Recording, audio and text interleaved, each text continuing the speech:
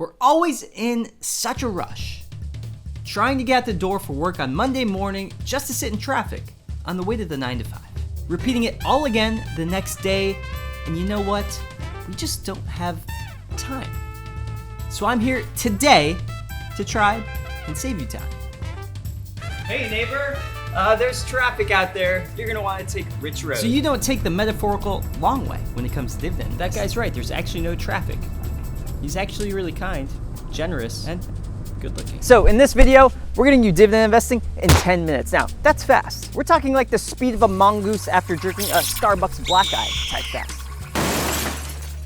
The first 2 minutes.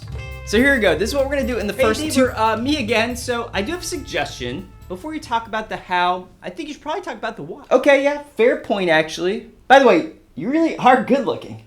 Now get the hell out of my house! So I recently heard designer Joey Cofone say something I think we can relate to investing. What he talks about is, in school, what we learn, the end is always visible from the start. His example is in geometry class. You learn theorems, you learn proofs. You learn things that have a set equation, that have a defined start and an end. And so what he says is that going into the unknown isn't something that we're trained on. And investing is the same. There's a start to it, but you don't know how it's gonna end. There is no one equation when it comes to investing. And so first, if you're just starting out, obviously you have no idea how to start investing yet. And second, investing is not an equation. It's not A plus B equals C. It's more like A plus B usually equals C, but so does B plus D and also D plus E. You have to choose your formula. So in this case, the formula is going to be more about the style that you want to use. The style. Do you want to use a growth style with growth stocks? Do you want to use a dividend style with dividend stocks? Do you want to just buy the entire index?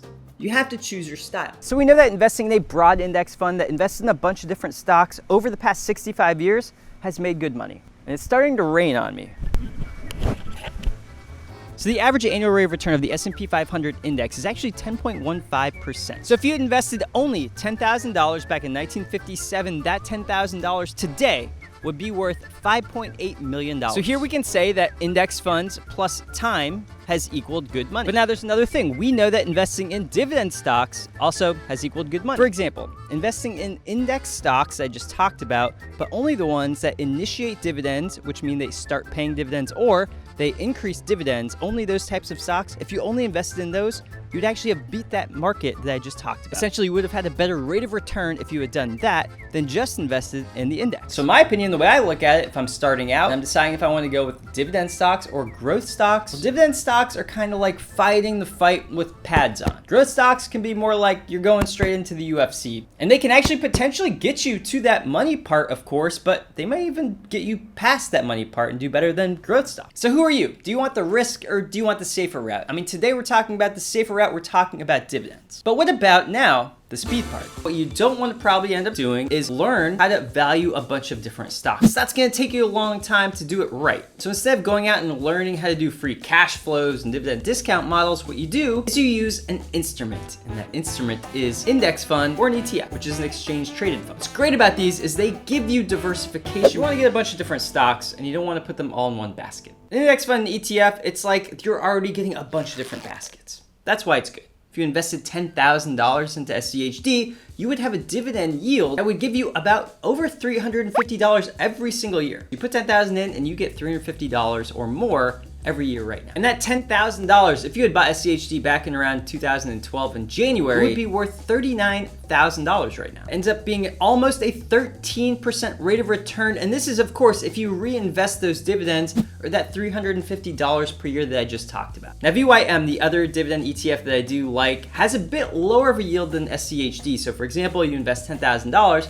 you're gonna get about $310 per year, just a little bit less than SCHD. Now also, if you compare the returns of VYM versus SCHD, the time period starting back in January of 2012, if you had started investing then $10,000, it would have grown to about $33,000 right now, instead of about $39,000 for SCHD. So a bit of a lower return for VYM than SCHD, but VYM is also a very good ETF in my opinion. Now what's great is that if you want to invest in an index fund instead of an ETF, VYM actually has an equivalent index fund. It's called VHYAX, but if you want to get Admiral shares with Vanguard, you're going to want to invest at least $3,000 for that. The ETF doesn't have a minimum, but the Vanguard index fund does. All right, those are two good dividend ETFs and one good dividend index fund that I like. Remember, this isn't financial advice. I'm going to show you in the steps how to take a look at some other potential ways to find dividend index funds and ETFs. So speaking of steps, let's go ahead and go with the steps. So the first thing we need to do is we need to decide if we want to go with an index fund or an ETF. This is going to be personal. This is going to be your decision.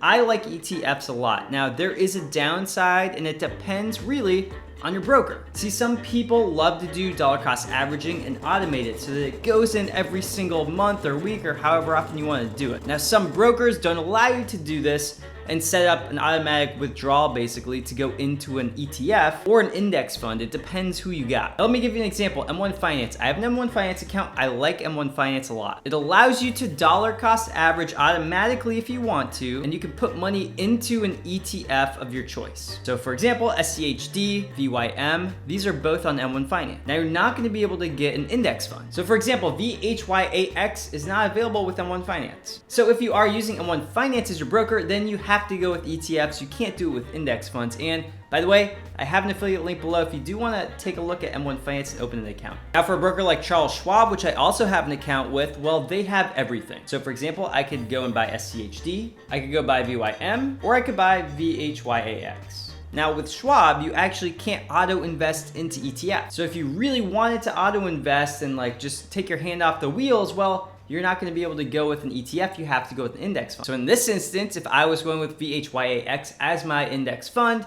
well, then I would set automatic investing for that. By the way, if you do want help looking at brokers, I have a video you're going to want to watch, and it's a good comparison video between two really good brokers, and that link is below in the description. Okay, now we're on the next 2 minutes to 5 minutes. Now that we've decided if we want index funds or ETFs, we're gonna go find a bunch of potential ones that we can get that are dividend ETFs or index funds. If you've decided that you want one of the ones I've already talked about, like SCHD or VYM or something like that, well, guess what? You didn't have to do this step, so you just save some time. If you want to still look for different ETFs or index funds that are available to you, well, you can do this part here. I'm gonna type in etfdb.com. I'm gonna go to Tools, and I'm gonna go to ETF Screener. Now I'm gonna show you what I personally would use to try to find ETFs or index funds that invest in dividends that I potentially like. So first off, I would hit asset class equity. Under equity, you're gonna see this little piece that says select an investment style. You're gonna hit dividend. Next, we're gonna go to expenses and dividend. We wanna decide an expense ratio. For me personally, I don't like going above 0.2%. I'm gonna make this 0.2. Next, we have the dividend yield. What dividend yield do you want? I personally will go with 2.5% to about 5%. The last thing we wanna do is see some potential returns that are decent, right? So I'm gonna go to return. I'm gonna go with a 3-year return of over 8%. I'll also do 8% for the 5-year return. And now I have the ETFs that I can potentially go with. Now, guess what? SCHD, VYM, and DJD, one I didn't talk about, those are the ones that pass this screen. You can play around with this however you want to. This is the screener that I would use with those different variables, basically. Now to find index funds, I would go over to TD Ameritrade's website, and you can actually do basically the same criteria I did for the ETFs. Only thing is on this website, you're gonna wanna look at distribution yield. It's not gonna say dividend yield when you're looking at the yield of that index fund. Other than that, I would keep it the same. Now we're on 5 to 8 minutes.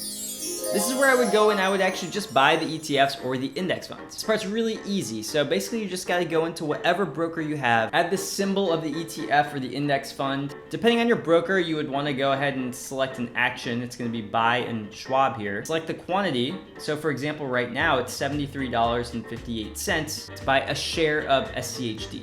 So for example, if I wanted to buy 10 shares, that would be 10 times $73.58, which, just over $730. When it comes to the order type, this can be confusing for a lot of people. Basically, because we're just buying index funds or ETFs, I end up just putting a market order. And that basically means anytime during the day, it's just gonna execute the order. It's really the easiest, most simple way of doing it. And that's it. You can go ahead and you can place the order. Now again, if you're trying to set this up automatically, you're gonna wanna do that. This is that final 8 to 10 minutes. It should be pretty simple depending on what broker you're using to set this up. So basically, you can go into whatever broker you have. If I want to go ahead and set up auto invest for an index fund with Charles Schwab, what I would do is I would go up here to say trade. And now here's the thing, because I don't own an index fund that I can actually automatically add money into right now, this is grayed out. So what I would do is I would go and I would purchase the index fund already. So I would go ahead, I would put the index fund purchase order in, and I'd type the symbol, VHYAX for example. I'd select action, buy,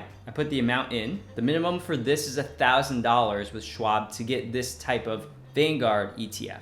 but it's not for every index fund. Let me show you an example. That's just the Charles Schwab index fund. There's no minimum. That's just a minimum of $1, right? So there is going to be minimums depending on the different type of index fund that you end up going with, basically. Once I did this, I put my purchase in. Then I could go ahead and I could do the automatic investing here where I click this, and I should basically be eligible to get started. Woo, people, I told you it was going to be fast, and it is. Now, you're going to want to watch the video I made about the SCHD ETF next, and you can get that right here. Here's a disclaimer, and see you next time.